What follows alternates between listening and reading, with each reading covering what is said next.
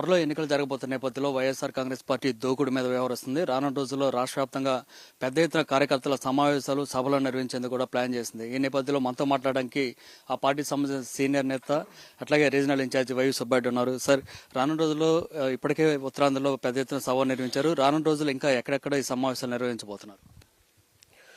ముందుగా ప్రకటించిన మేరకు రాష్ట్ర వ్యాప్తంగా 175 నియోజకవర్గాల్లో ఎన్నికల శంకారావం పూరించేదానికి అందులో భాగంగా ముందు పార్టీ కార్యకర్తల్ని, నాయకుల్ని వాళ్ళకి దిశ నిర్దేశించేదానికి గౌరవ ముఖ్యమంత్రి జగన్మోహన్ రెడ్డి గారు రాష్ట్ర వ్యాప్తంగా 4 చోట్ల ఈ సిద్ధం అనే పేరుతో ఎన్నికల ప్రచారం కార్యక్రమం ఏర్పాటు చేయడానికి అన్ని ఏర్పాట్లు చేయటం జరిగింది. అందులో భాగంగా రాష్ట్ర వ్యాప్తంగా మొన్న 27వ తారీఖు ఉత్తరాంధ్ర జిల్లాలకు సంబంధించి ఈ సమావేశం నిర్వహించడం జరిగింది. కనీ వెరిగని రీతిలో ఎంత లక్షలాది మంది ప్రజలు వచ్చి ఎన్నికల శంకారామంలో జగన్ గారు ఏం చెప్తారు అని రాష్ట్రం అంతా కూడా ఆశ్చర్యపోయే విధిగా ఆ సభ విజయవంతమైంది. ఎందుకంటే అంత గొప్పగా ఆ సభ విజయవంతమైందంటే దానికి కారణం జగన్ గారిపై ఉన్న నమ్మకం, ఆయనపై ఉన్న భరోసా కార్యకర్తల్లో కానీ, నాయకుల్లో కానీ.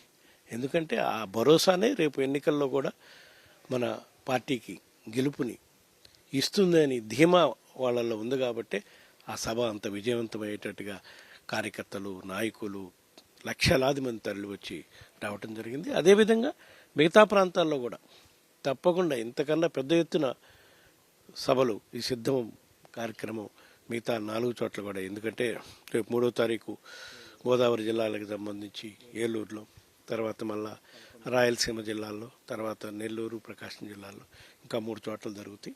తప్పకుండా ఆ సభలు కూడా పెద్ద ఎత్తున విజయవంతం అని చెప్పి ఈ సందర్భంగా చెప్తూ ఉన్నాం. కానీ గడిచిన 5 సంవత్సరాల్లో విధ్వంసం తప్ప రాష్ట్రంలో పాలన అభివృద్ధి అనేది జరగలేదు. అలాంటప్పుడు ఏ మొహం పెట్టుకుని మళ్ళీ ఓట్లు అడుగుతారని చంద్రబాబు ప్రశ్నిస్తున్నారు. ఏం సమాధానం చెప్తారు? ఆ ప్రశ్న చంద్రబాబును అడుగుతున్నారు ప్రజలు, ఆయన మమ్మల్ని అడగటం కాదు. 2014 నుంచి 19 వరకు అభివృద్ధి అనేది ఎక్కడన్నా చూపించాడా?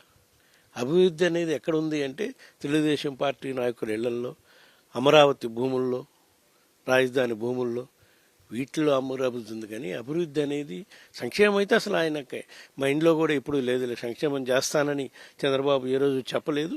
ఆయన చెప్పినా నమ్మే పరిస్థితి రాష్ట్ర ప్రజలు లేరు. అభివృద్ధి గురించి మా చంద్రబాబు మాట్లాడుతున్నారే. అభివృద్ధి అంటే ఆయన విజన్ ఎట్లాంటి విజన్ అంటే గ్రాఫిక్స్లో అమరావతిని చూపించేది ఆయన విజను. మా ముఖ్యమంత్రి జగన్మోహన్ రెడ్డి గారి విజన్ ఎట్లాంటిది అంటే భావితరాలకు ఉపయోగపడే విధంగా స్కూళ్లలో ఇంగ్లీష్ మీడియం నేర్పించి మన విద్యార్థులు దేశంలోనే కాదు ప్రపంచంలో పోటీ పడే విధంగా వాళ్ళకి విద్యాభ్యాసాన్ని ఇస్తే రేపు భావితరాలకి వాళ్ళు రాబోయే 25-30 ఏళ్ళకి వాళ్ళు ఎవరు ఇప్పుడు ఓట్లు వేయరు. ఓటు అర్హత ఉన్నోళ్ళు కాదు వాళ్ళు. అయినా సరే వాళ్ళకి నాణ్యమైన ఉన్నత విద్య అందించే దాంట్లో భాగంగానే ఈ స్కూళ్ళల్లో ఇంత మెరుగైన విద్య అందించే కార్యక్రమం చేయటం కానీ, ఇంగ్లీష్ మీడియం చేయించే విధంగా కానివ్వండి, ఏ విధంగా నాడు నేడు ద్వారా స్కూల్స్ను మొత్తం మార్పు చేస్తున్నారు. ఇది విజన్ అంటే. అదేవిధంగా అభివృద్ధి అంటే ఊరికి శిలాపలకాలకే పరిమితం అయిపోయే అభివృద్ధి కాదు. మా ముఖ్యమంత్రి జగన్మోహన్ రెడ్డి గారు పనులు ప్రారంభించి అభివృద్ధి కార్యక్రమాలు చేస్తున్నాము. ఎటువంటి అభివృద్ధి కార్యక్రమాలు? రాష్ట్ర విభజన తర్వాత ఆదాయ వనరులను పెంచుకోవాలనే ఆలోచన కూడా చేయకుండా చంద్రబాబు నాయుడు గ్రాఫిక్స్లో రాజధాని బొమ్మలు చూపించి లక్షలాది కోట్ల అప్పులు చేసి రాజధాని నిర్మాణం చేయడానికి ప్రణాళికలు వేశాడు ఆయన.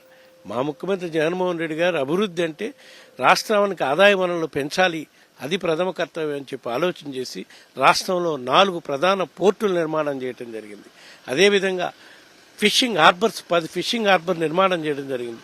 2 పోర్టులు అయితే రాబోయే నెక్స్ట్ 1 or 2 monthsలో ప్రారంభోత్సవం కూడా చేయబోతున్నారు, రామాయపట్నం అండ్ మాలపేట.